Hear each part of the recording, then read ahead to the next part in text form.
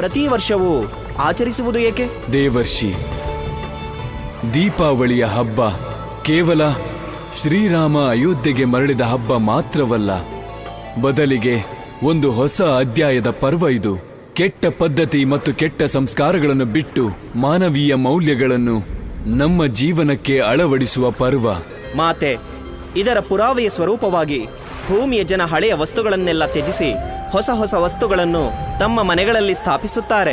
ಹಾ ದೇವರ್ಷಿ, ಆದರೆ ಕೇವಲ ಪುರಾಣ ವಸ್ತುಗಳ ತ್ಯಾಗವಲ್ಲ, ಮನುಷ್ಯನು ತನ್ನ ಕಲ್ಮಶ ವಿಚಾರಗಳನ್ನೂ ತ್ಯಾಗ ಮಾಡಿ ದೀಪದಂತೆ ಹೊಳೆಯುವ ಹೊಸ ವಿಚಾರಗಳನ್ನು ಅಳವಡಿಸಬೇಕು.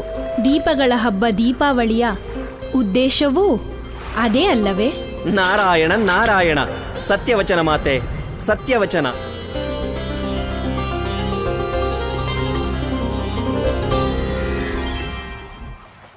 ಮುಚ್ಚಿಡ್ಬೋದು, ಆದ್ರೆ ಸತ್ಯ ಅಲ್ಲ. ಈಗ್ಲೇ ಗೊತ್ತಾಗುತ್ತೆ ನೀನ್ ಮುಚ್ಚಿಡ್ತಿರತ್ತೇನಂತ. ತೋರ್ಸು ಕಂದ.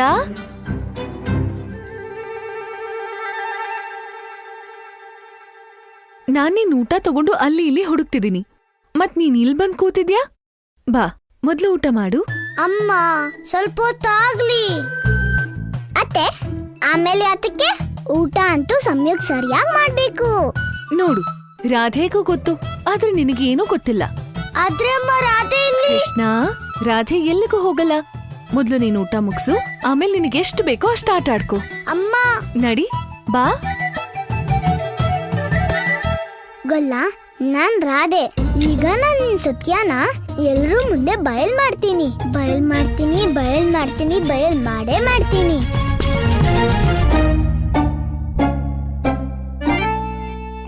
ನನಗೆ ತಿಳಿದಿದೆ ದೇವಕಿ. ಅಕ್ರೂರರಿಗೆ ಏನಾದರೂ ಔಷಧಿ ನೀಡಿ ಈ ಕಷ್ಟದಿಂದ ಶಾಶ್ವತವಾಗಿ ಮುಕ್ತಿ ನೀಡಿರಿ. ಮಗಳೇ, ನಿನಗೇನು ಬೇಕು ಅನ್ನೋದು ನನಗೆ ಅರ್ಥ ಆಯ್ತು. ಈಗ ಮಹಾರಾಜ ಕಂಸ ನನ್ನನ್ನ ಕೊಂದ್ರೂ ಸರಿನೇ, ನೀನು ಹೇಳಿದ ಕೆಲಸ ನಾನು ಮಾಡೇ ಮಾಡ್ತೀನಿ.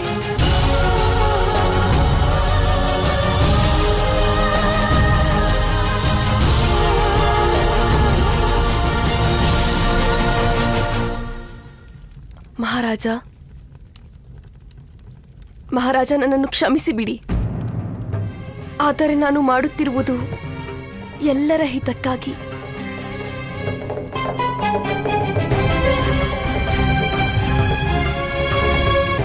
ದೇವಕಿ, ನೀನು ನನಗೆ ಈಗ ಏನು ಹೇಳುತ್ತಿಲ್ಲ, ಆದರೆ ನನಗೆ ತಿಳಿದಿದೆ ನೀನು ಎಂದಿಗೂ ಅಧರ್ಮದಿಂದ ನಡೆಯಲಾರೆ. ಎಷ್ಟೋ ಯುಗದ ಹಿಂದೆ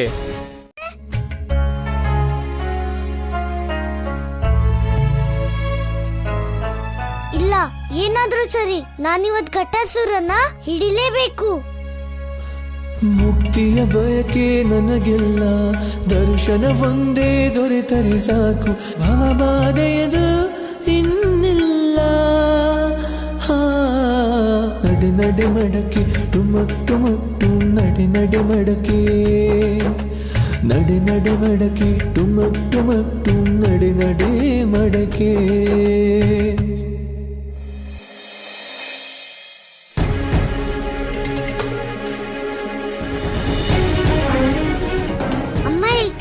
ಶ್ರೀರಾಮ ಬಾಣ ಹೊಡೆದು ದೊಡ್ಡ ರಾಕ್ಷಸನ್ನ ನಾಶ ಮಾಡಿದ್ದ ಅಂತ. ನಾನೀಗ ಇದೇ ಬಾಣದಿಂದ ಘಟಾಸುರನ್ನ ನಾಶ ಮಾಡ್ಬೇಕು.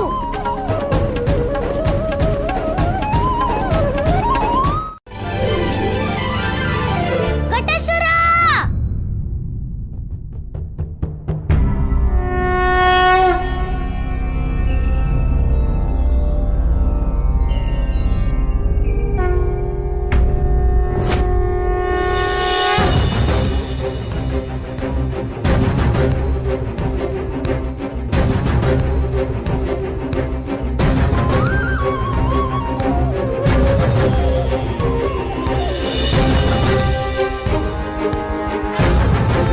ಈ ಹುಡುಗನ್ನ ನೋಡಿದ್ರೆ ನನಗೆ ಸಾಕ್ಷಾತ್ ನನ್ನ ಪ್ರಭುನೇ ನೋಡ್ದಾಗಿದೆಯಲ್ಲ. ನನಗೆ ನನ್ನ ಪ್ರಭು ಬಂದಿದ್ದಾರೆ, ನನ್ನ ಶ್ರೀರಾಮ ಬಂದಿದ್ದಾರೆ.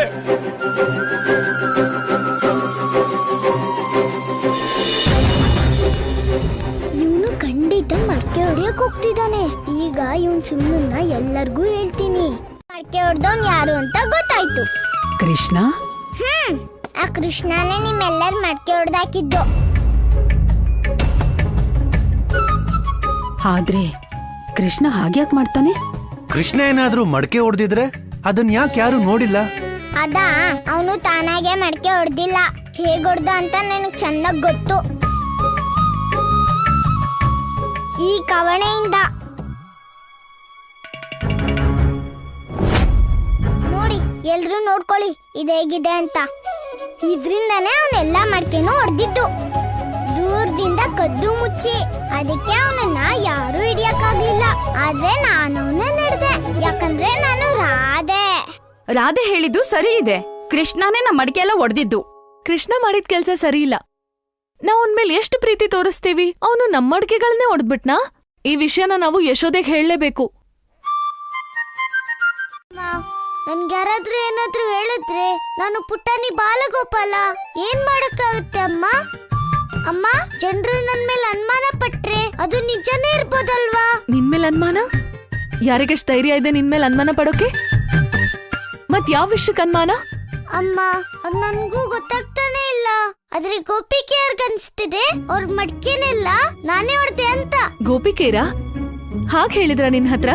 ಹೇಳು ನಂಗೆ. ಇಲ್ಲ ಇಲ್ಲ ಅಮ್ಮ, ನೀನು ಅವ್ರ ಮೇಲೆ ಸ್ವಲ್ಪನೂ ಕೋಪ ಮಾಡ್ಕೋಬೇಡ. ನಂದೇ ತಪ್ಪಿರ್ಬೋದು. ಇಲ್ಲ ಕಂದ. ಕೀರ್ತಿ, ನೋಡಿದ್ಯಾ ನೀನು? ನನ್ ಕಂದ ಯಾವಾಗ್ಲೂ ಬೇರೆಯವ್ರಿಗೆ ಒಳ್ಳೇದಾಗ್ಲಿ ಅಂತಾನೆ. ಆದ್ರೆ ಈ ಗೋಕುಲದ ಗೋಪಿಕೆಯರು ಯಾವಾಗ್ಲೂ ಅವನಲ್ಲಿ ಏನಾದ್ರೂ ಒಂದ್ ತಪ್ಪು ಹುಡುಕ್ತಾನೆ ಇರ್ತಾರೆ. ಅಮ್ಮ, ಈ ವಿಷಯ ನಿನ್ ಗೊತ್ತಿದೆ, ಆದ್ರೆ ಆ ಗೋಪಿಕೆಯರ್ಗೆ ಯಾರು ಹೇಳೋದು? ನೋಡ್ತಾ ಇರಮ್ಮ, ಈಗ ಎಲ್ರೂ ಬರ್ತಾರೆ ನನ್ ಮೇಲೆ ದೂರ್ ಕೊಡೋದಿಕ್ಕೆ. ರಾಮಾಯಣ ನೀವು ತರಕ್ ಹೇಳಿದ್ರಲ್ಲ, ತಗೊಳ್ಳಿ. ನೀವ್ ಒಳ್ಳೆ ಕೆಲ್ಸ ಮಾಡಿದ್ರಿ ದಾಮೋದರಣ್ಣ. ದೇವ್ರ ಮನೇಲಿ ಜೋಪಾನವಾಗಿ ಇಡೀ ದಿನ. ಕೀರ್ತಿ, ಹಬ್ಬದ ದಿನ ರಾಮಾಯಣದ ಕಥೆ ಓದೋದು ತುಂಬಾ ಒಳ್ಳೇದಂತೆ. ನಾನಿವತ್ತು ರಾಮಾಯಣದ ಕಥೆ ಓದಿ ರಾಧೆ ಮತ್ತೆ ಕೃಷ್ಣ ಇಬ್ರಿಗೂ ಹೇಳ್ತೀನಿ. ಏನೋ ಕಂದ, ಕೇಳ್ತೀಯ ಅಲ್ವಾ ರಾಮಾಯಣದ ಕಥೆನ? ಹಾ ಅಮ್ಮ, ನನ್ಗೆ ರಾಮಾಯಣ ಕಥೆ ಕೇಳೋದು ತುಂಬಾ ಇಷ್ಟ. ಅದ್ರಲ್ಲಿ ಶ್ರೀರಾಮ ಬಿಲ್ ತಗೊಂಡು ಕಾಡಿಗೆ ಹೋದ್ಮೇಲೆ ಎಲ್ಲಾ ರಾಕ್ಷಸರನ್ನು ನಾಶ ಮಾಡ್ತಾನಲ್ವಾ? ನನ್ಗನ್ಸುತ್ತೆ ನಾನು ಹಾಗೆ ಮಾಡ್ಬೇಕು. ನಂದರಾಣಿ, ಓ ನಂದರಾಣಿ!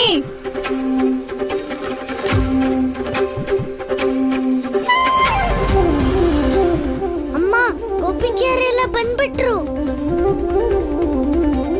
ಬಾಕಂದ, ಈ ಗೋಪಿಕೆಯರ್ ಸಂದೇಹಕ್ಕೆಲ್ಲ ಹೇಗ್ ಉತ್ತರ ಕೊಡ್ತೀನಂದ್ರೆ ಜೀವನ ಪೂರ್ತಿ ಸಂದೇಹ ಪಡೋದನ್ ಮರ್ತ್ ಬಿಡ್ಬೇಕವ್ರು.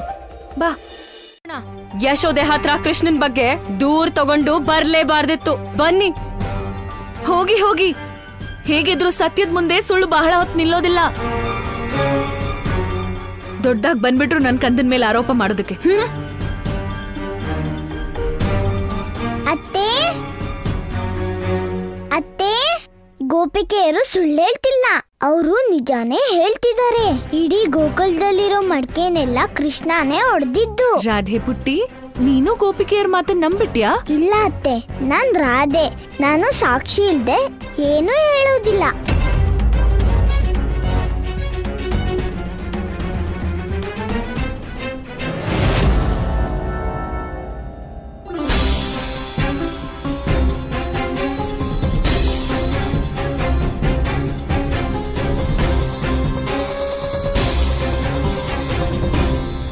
ಈಗ ಅನರ್ಥವಾಯ್ತಲ್ಲ. ಮತ್ ನಿನಗ್ ಊಟನೂ ಸಿಗೋದಿಲ್ಲ, ನೀರು ಸಿಗೋದಿಲ್ಲ, ಗೊತ್ತಾಯ್ತಾ?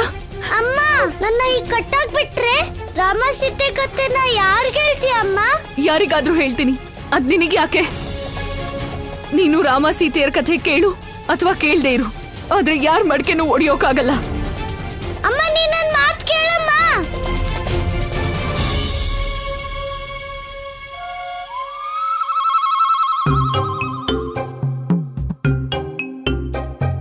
ಕೃಷ್ಣ, ನೀನು ಆ ಘಟಾಸುರನ್ ಬಗ್ಗೆ ಮೊದ್ಲೇ ನಮ್ಗೆ ಹೇಳಿದಿದ್ರೆ ಅಮ್ಮ ನಿನ್ನ ಕಲ್ಲಿಗೆ ಹೀಗೆ ಕಟ್ಟಾಕ್ತಿರ್ಲಿಲ್ಲ.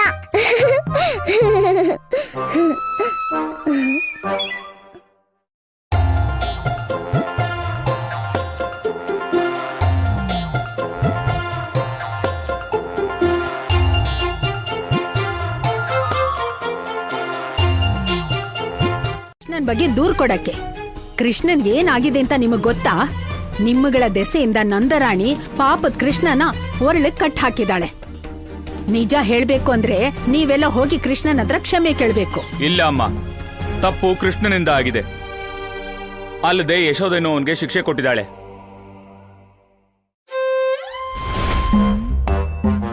ಗೊಲ್ಲ, ನಾನ್ ಬಯಸಿದ್ರೆ ನಿನಗೆ ಈ ಬಂಧನದಿಂದ ಮುಕ್ತಿ ಕೊಡಿಸಬಹುದು. ಆದ್ರೆ ಎಲ್ಲದಕ್ಕಿಂತ ಮೊದ್ಲು ನೀನು ನಿನ್ ತಪ್ಪನ್ನ ಒಪ್ಕೋಬೇಕಾಗತ್ತೆ. ನಾನು ಯಾವ ಅಪರಾಧನೂ ಮಾಡಿಲ್ಲ ಗೋಪಿಕೆ. ನಾನ್ ನಿನ್ನ ಹತ್ರ ಬಿಲ್ಲು ಬಾಣ ನೋಡಿದ್ದೆ. ರಾತ್ರಿ ನೀನು ಮಡ್ಕೆ ಹೊಡಿಯೋದಕ್ ಹೋಗ್ತಾ ಇದ್ದೆ. ಮಡ್ಕೆ ಅಲ್ಲ ಗೋಪಿಕೆ, ಘಟಾಸುರ. ಘಟಾಸುರ? ಹಾ ಹಾ, ಘಟಾಸುರ. ಆದ್ರೆ ನಿನ್ಗೆ ಘಟಾಸುರನ್ ಬಗ್ಗೆ ಏನು ಗೊತ್ತೇ ಇಲ್ಲ ಅಂತ ಅವತ್ ಯಾಕೆ ಸುಳ್ಳು ಹೇಳಿದ್ದೆ? ಯಾಕಂದ್ರೆ ಆ ಸಮಯದಲ್ಲಿ ನನ್ ಘಟಾಸುರನ್ ಬಗ್ಗೆ ಪೂರ್ತಿ ವಿಷಯ ಗೊತ್ತಿರ್ಲಿಲ್ಲ. ನಿನ್ನೆ ರಾತ್ರಿ ನಾನು ಘಟಾಸುರನ್ ನೋಡಿದ್ದೆ. ಆದ್ರೆ ಆ ಸಮಯದಲ್ಲಿ ನೀನ್ ನನ್ ಮಾತ್ ಕೇಳಲೇ ಇಲ್ಲ. ಇದ್ರ ಲಾಭ ತಗೊಂಡ್ ಘಟಾಸುರ ಓಡೇ ಹೋದ. ಒಳ್ಳೆ ಕತೆ ಹೇಳ್ತೀಯ ನೀನು ಕೃಷ್ಣ. ರಾಧೆ, ಕೃಷ್ಣ ಅಂತ ತನ್ನ ತಪ್ಪನ್ನ ಒಪ್ಕೊಂಡ. ಬನ್ನಿ ಈಗ ಕೃಷ್ಣನ ವರಳಿಂದ ಬಿಚ್ಚೋಣ. ಕೃಷ್ಣನ ವರಳು ಕಟ್ಟಾಕಿರೋದನ್ನ ನನಗ್ ನೋಡಕ್ ಆಗ್ತಾ ಇಲ್ಲ.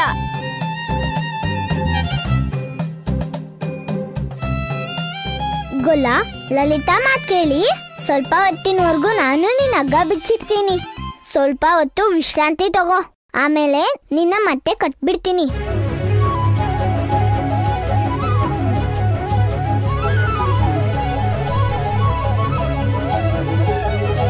ಗೋಪಿಕೆ,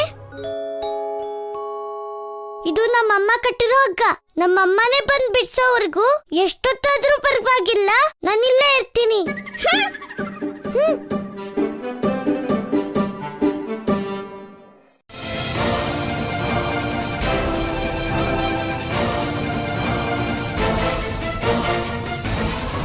ದಾಮೋದರ, ಏನಾಯ್ತು? ನಂದಣ್ಣ, ನನಗನ್ಸುತ್ತೆ ಆ ಘಟಾಸುರ ನನಗೆ ಹೆದರ್ಕೊಂಡು ಗೋಕುಲದಿಂದ ಓಡ್ ಹೋದ. ಯಾಕಂದ್ರೆ ನಾನು ದಾಮೋದರ, ನನಗೆ ಯಾವ ಭಯನೂ ಇಲ್ಲ, ಹೆದರಿಕೆನೂ ಇಲ್ಲ. ಇಲ್ಲ ದಾಮೋದರ, ರಾಕ್ಷಸರು ಇಷ್ಟು ಸುಲಭವಾಗಿ ಸೋಲು ನುಪ್ಕೊಳ್ಳಲ್ಲ. ಅವರು ಮತ್ತೆ ಬಂದೇ ಬರ್ತಾರೆ.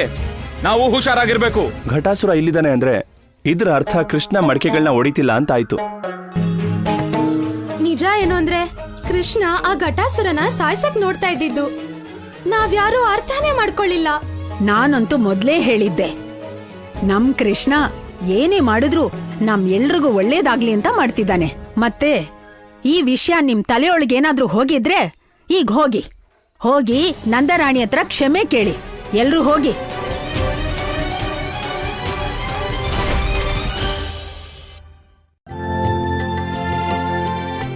ಅಮ್ಮ,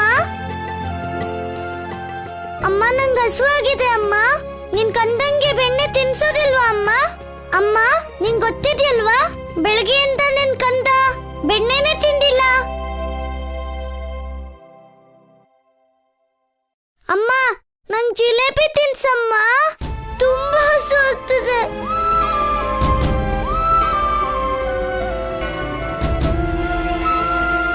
ಅಮ್ಮ, ನನ್ಗೇನಾದ್ರೂ ಕೊಡಮ್ಮ. ಗೊಲ್ಲ, ನೀನು ಪೂರ್ತಿ ಗೋಕುಲನ್ ಮಡ್ಕೆ ಮಾತ್ರ ಅಲ್ಲ, ಯಶೋದೆ ಅತ್ತೆ ಮನ್ಸನ್ನು ಹೊಡೆದಿದ್ಯಾ. ಇವತ್ತವಳು ನಿನ್ನ ಬೆಣ್ಣೆ ಮಾತಿಗೆಲ್ಲ ಕರ್ಗೋದಿಲ್ಲ. ಅರ್ಥ ಆಯ್ತಾ? ಬನ್ನಿ ಗೆಳ್ತೀರೆ, ಜಿಲೇಬಿ ತಿನ್ನೋಣ. ನಾನು ನಮ್ಮ ಅಮ್ಮನ್ ಮಗ. ಆದ್ರೆ ನಮ್ಮ ಅಮ್ಮಂಗೆ ಅರ್ಥ ಮಾಡ್ಸೋದಾದ್ರೆ ಹೇಗೆ ಅರ್ಥ ಮಾಡ್ಸೋದು? ಹೇಗೆ ಅಮ್ಮಂಗ್ ಹಠನೋ ಹಾಗೆ ಕೃಷ್ಣಂಗೂ ಹಠ. ನಂದರಾಣಿ, ಗೋಕುಲದ ಎಲ್ಲಾ ಗೋಪಿಕೆಯರು ನಿಮ್ಮನ್ನ ನೋಡಕ್ ಬಂದಿದ್ದಾರೆ. ನನ್ ಕಂದನ್ನ ಉರುಳಿ ಕಟ್ ಹಾಕ್ಸಿದ್ರು ಇವ್ರಿಗೆ ಸಮಾಧಾನ ಇಲ್ವಾ? ಮತ್ತೆ ಬಂದಿದ್ದಾರೆ ನನ್ ಕಂದನ್ ಮೇಲೆ ದೂರ್ ಕೊಡೋಕೆ. ಈಗ್ಲೇ ನೋಡ್ತೀನಿ ಯಾರು ನನ್ ಕಂದನ್ ಕಡೆ ಬೆರಳು ತೋರಿಸ್ತಾರೆ ಅಂತ.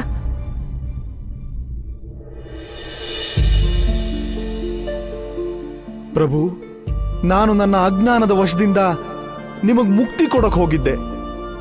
ಆದ್ರೆ ನಾನು ಮರೆತು ಬಿಟ್ಟಿದ್ದೆ ಈ ಸೃಷ್ಟಿಗೆ ನೀವೇ ಕಾರಣ ಅನ್ನೋದನ್ನ.